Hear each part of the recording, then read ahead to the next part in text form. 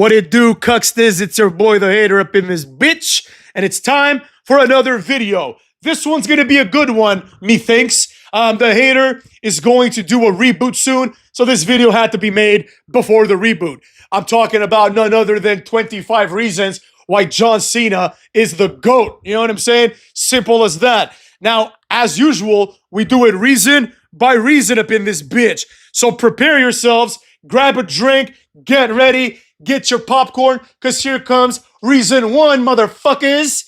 Reason one, his longevity. Cena has been around for a hot minute. Cena has been irrelevant for a hot minute, right? Cena basically debuts right after the invasion angle, right? Which serves as a reboot of WWE in many ways. All of a sudden, priorities are changing. You got people like Edge and Christian getting ready to have singles runs. Someone like Test is finding himself in a position that he never found himself before, you know? And then obviously you've got the entire roster that's like completely been terraformed, right? People like Booker T now need to find a spot. People like DDP need to find a spot. You know, who will sing, who will swim? Cena comes along, right? And honestly, if we're being honest, nobody would have thought that Cena would be that dude, but he was. Reason number two, his moveset rules, motherfucks. Cena has one of the best movesets in WWE history. That's right. Okay, that's an extension. That's a stretch, right? Like, no doubt that like Kurt Angle has a better moveset, you know, that Shawn Michaels has a better moveset. There are people with better movesets, but I still think Cena's is one of the best ever. A lot of people discredit his moveset as being the 5 moves of doom, but it's absolutely not true. Like, I can rattle off, like, I'm going to just rattle off 6 moves right now that are not the 5 moves of doom. All right, we've got the Hurricane Rana, half Nelson neck breaker thing, the diving famouser, the springboard stunner, which Cucky Rhodes stole and turned into a Cody Cutter. What else does he have? The Doi Fives. He doesn't have a name for it. The side power slam thing that Gunther does now.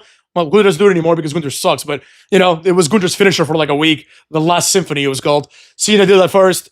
The throwback. Remember the throwback? The fucking hip toss where he just jumps forward as he hip tosses the guy.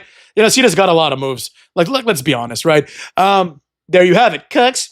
Even the Code Red. Cena even did the Code Red for several weeks. You know what I mean? Like I just named like probably like 8 moves. You know, that's like more than Nakamura, Finn Balor, and fucking JD McDonough have done their entire careers combined. So there you have it. Kiss my ass. Reason number 3, his finishing moves are awesome. Obviously, the one I'm talking about the most here is my favorite one, the Lightning Fist. I bet you guys didn't see that coming. I love that move. It's great. It's hilarious. But the FU is the real move, right? The FU is one of the best finishers of all time, in my opinion. And I'm not being ironic or facetious. I'm being honest, right? The FU is a move that's so simple that you sometimes wonder why nobody did it before. Like, why didn't anybody do it in the days where like a DDT was a respectable finisher or a vertical suplex was a respectable finisher, you know? But anyways, Cena did it. The good thing about it was he could do it to literally anybody because he's freakishly strong. Another thing about the FU is that some people may not realize this, but the FU is named after the F5, right? In a random-ass battle rap type thing, Cena explained, Brock, your finisher's the FU. Your finisher's the F5. Mine's the FU, right? Then the motherfucker afterwards goes on and starts calling his finisher the FU. I remember the first one. It was him versus Rikishi. We're going to talk about that in a second because reason 4 is the Doctor of Thugonomics, motherfuckers. One of the greatest gimmicks and one of the greatest runs of all time, right? The reason why this is an incredible run is because Cena went from straight up undercard jobber to WrestleMania winning WWE champion as part of his gimmick. So, quick rundown. Cena gets injured by Brock Lesnar in a squash match, right? Cena's an undercard jobber. Brock Lesnar's the number 1 guy in the company. Lesnar beats him and injures him, right? Cena then starts airing these vignettes where he's doing like little raps, right, against Lesnar. And a lot of people, I think, have misunderstood Cena's gimmick to be like cringe white rapper. That's not what it is. It's similar. That's part of it. But there's an overconfidence that he had. So I think the best way to label his gimmick is to call it what it is. The overconfident white rapper, right? So he thinks he's better than he is, right? But this works to his benefit because Cena, as an undercard jobber, starts calling out the clear number 1 guy in the company, Brock Lesnar, right? He's out there just calling him out. And this is actually something that I had never seen before. and I haven't seen since, right? Think about like when Bronson Reed attacked Seth Rollins, except instead of Bronson Reed, imagine it being like Tozawa, like an undercard jobber. And instead of Seth Rollins, imagine it being Brock Lesnar, right? There is no other way to complete that analogy. There is only one Brock Lesnar. Cena, a lot of people that watch wrestling, they started watching wrestling in the last few years, right? Or even the last 10, 15 years. They don't know that Cena was not a mid-carder. He was an undercard jobber. He was the last guy on the card. He was out there trading wins with cruiserweight jobbers like Billy Kidman, and all of a sudden he gets squashed. But now he's coming after the biggest dog. This would be literally, it would be the equivalent of, let's say, God forbid, tomorrow, Noam Dar gets injured by, I don't know, like Cena or something, right? Like he gets injured by who's the number one guy right now? By Roman Reigns. Like Roman Reigns comes back and he injures Noam Dar. And then Noam Dar goes after Roman Reigns. Like that's not even conceivable. But that's what Cena did, right? And then this gimmick led to him being part of many memorable moments and also winning the WWE title, right? The Dr. Thugonomics had so many ups and downs. Even his face turn was organic, right? Team Lesnar turned heel, and Team Lesnar, motherfucks, was composed of Lesnar, Big Show, Nathan Jones, and Matt Morgan, right? And they wanted a fifth man for Survivor Series to try to get John Cena. Meanwhile, they're fighting the much less impressive Team Angle, in terms of size at least, which is Kurt Angle, the Acolytes, which Farouk gets replaced by Bob Holly, who was getting a push back then, and Benoit, right? So it's these guys. Cena says, fuck that, I'm not joining Team Sasquatch, right? So he joins Team Angle, and then A-Train joins Team Sasquatch to make it even bigger, right? And at the Survivor Series, Cena does the FU to Big Show, and Benoit makes Brock Lesnar tap out, showing that these guys are primed to be next, right? Benoit, not as much, but Cena to be next for the foreseeable future, to be next until now, motherfucks. Cena is still him. So anyways, with that being said, we get to reason number 5. Cena has had infinite memorable moments. I just gave you like 3 or 4, but think about everything else that he's done, including up until recently, right?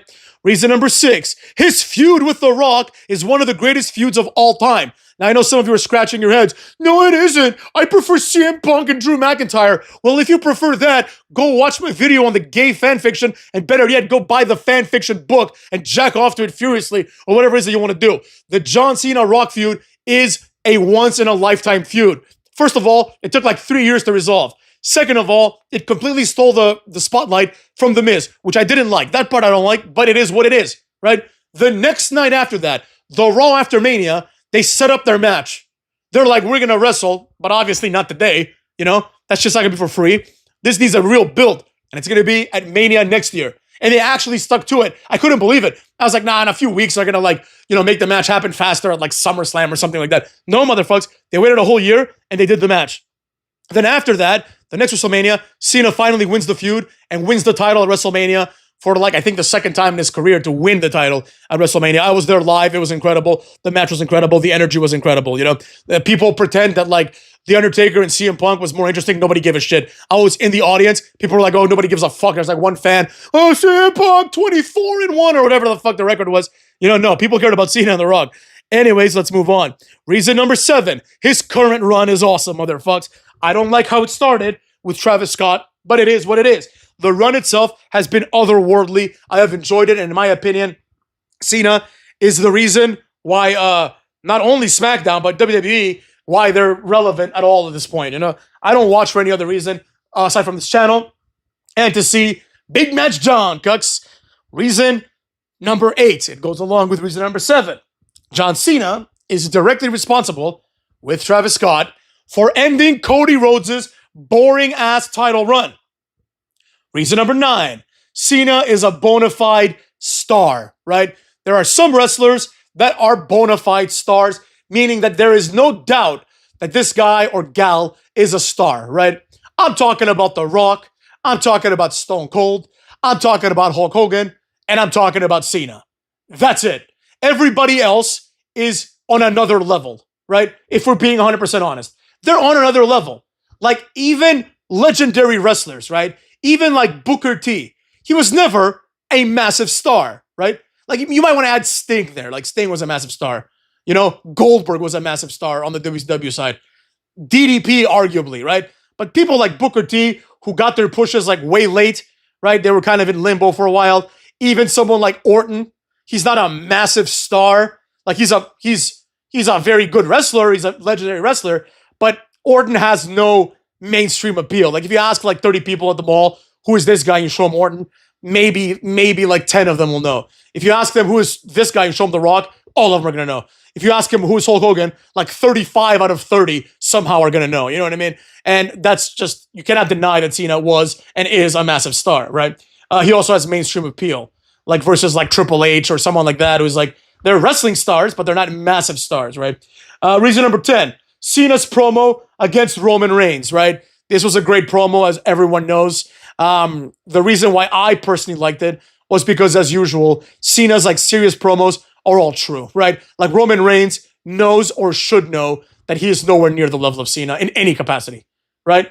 It's not even close. Cena is like much bigger and stronger, right? You could say Roman Reigns is better looking, you know, I'll concede that, although I think they're both good looking dudes, but you know what I'm saying, right? Like Cena is better in everything that matters to be a star. He's 100 times more charismatic. He's almost certainly more intelligent as a result of the same charisma, because a lot of people don't know this, but charisma and intelligence like go hand in hand, right? Like there are some dumb people that are charismatic, and there's obviously a lot of smart people that aren't, but it goes hand in hand. Like you can't be witty and smart, which lends to charisma, unless you're smart a little bit, right? And Cena is just like another level on that. Reason number 11, his promo burying CM douche. The recent promo, every word was true, and CM Punk sucks ass.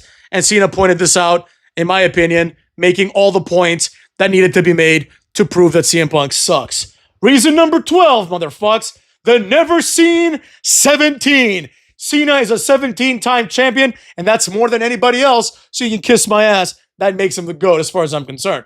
Reason number 13, Cena is unique. You know, for the fact that he is like a Superman character, he's far more unique than Cookie Rhodes. Cookie Rhodes comes out dressed like Michael Jackson in the 80s. What the fuck? He's got like lapels and shit, you know what I mean? Cena comes out in jorts. Now, a lot of people might not think that's a big deal, but it is a big deal because Cena is wearing unconventional ring gear. You know, this makes him stand out. He's supposed to be this like hip guy. He's supposed to be cool, and he's supposed to be different. And you get that by looking at him, you know what I mean? Reason number 14, Cena has had iconic theme songs, right? Like, obviously, your time is up, my time is now. You can't see me, my time is now. But it's not just that. It's also, you know, the one with like the whistling where it's like, yeah, I would whistle, but it wouldn't carry through very well. It's like that, remember? And it's like remember that one? That's like his first theme. And then, of course, Word Life. This is Basic Thugonomics, which is also a great theme song, right? These are all iconic theme songs as far as I'm concerned. Reason number 15. His first run going after Lesnar is low-key legendary, right? Not only everything that I said earlier, but the fact that he wrestled Lesnar in a pay-per-view as an undercarder and nearly won. This was one of the only times when I was drawn to get a pay-per-view because of one guy, right? That's never happened before, right? It may have happened since, like I may have gone to like a pay-per-view just because The Rock's there or something, but you know, that's a different level. It was incredible.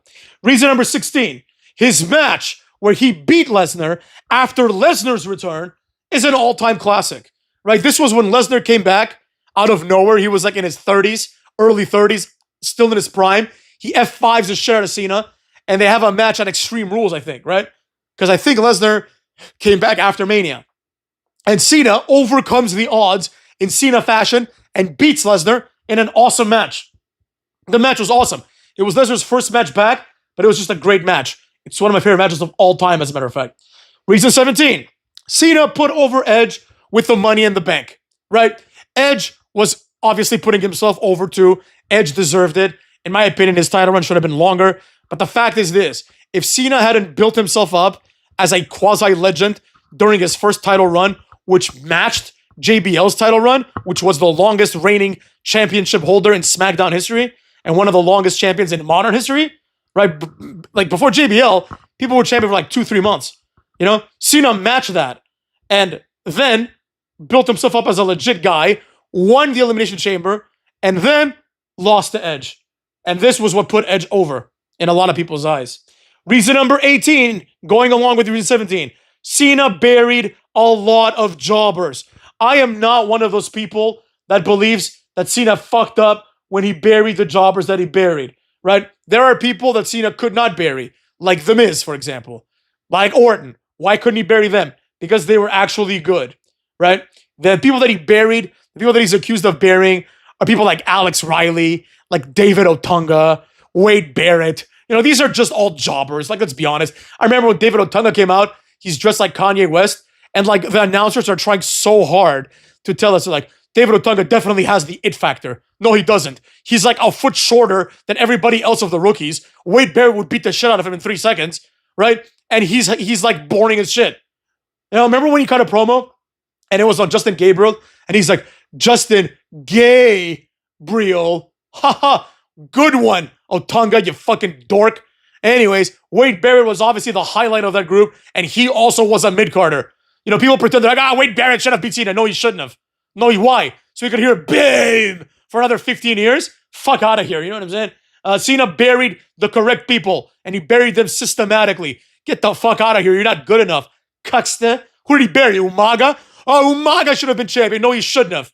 It's almost disrespectful to someone like Kane that Umaga is champion. Like, Kane would beat the shit out of this guy in 3 seconds, and you're presenting Umaga like Kane. He's like a foot and a half shorter. He has like no muscles at all, and he's fat.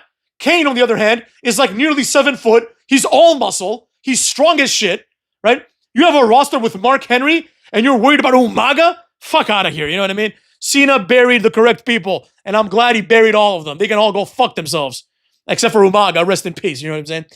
With that being said, let's move on. Reason number 19, his matches, feud, and the putting over of AJ Styles, motherfucks, was awesome. AJ Styles is responsible for some of Cena's best matches, and Cena won the 16th title from AJ Styles in what is a classic match and proves that Cena can, in fact, wrestle, especially when paired up with someone like AJ Styles. Oh, AJ Styles can make anyone look good. Really? I don't think AJ Styles can make Gunther look good. I think an AJ Styles Gunther match is going to feel like shit. So there you have it, cucks. Reason number 20. Cena's rise was organic. Cena did not get pushed down anyone's throats until he was already over. So kiss my ass. Reason 21. Cena has mainstream success. You can listen to car commercials and you'll be like, holy shit, that's Cena's voice up in this bitch. That's how that goes. So deal with it, cuck. Reason number 22, a personal favorite of the haters. Cena is a good dude in real life, right? He's done the Make-A-Wish thing. He seems like a nice guy. Every time someone videos him, you know, he's being polite and kind. Cena's just a cool dude all around. Reason 23, Cena is crazy strong. A lot of people have said that he's one of the strongest people that they've wrestled. JBL said it was him and Ron Simmons. Big Show said it was Cena, and Cena's stronger than Lesnar. Now, that might be an exaggeration, but I wouldn't be shocked. Obviously, I think anybody who's serious knows that Mark Henry, Big Show, Kane, Great Khali are all obviously stronger than Cena. But I'm not sure if they have the same type of strength. Like, can Big Show pick up the Big Show? Probably. But can he pick up, like, other people? I don't know. Can he pick up Big Show and Edge at the same time?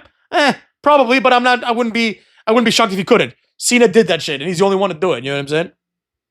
Now, with all that being said, then we've got, reason 24. His freestyles were legit great.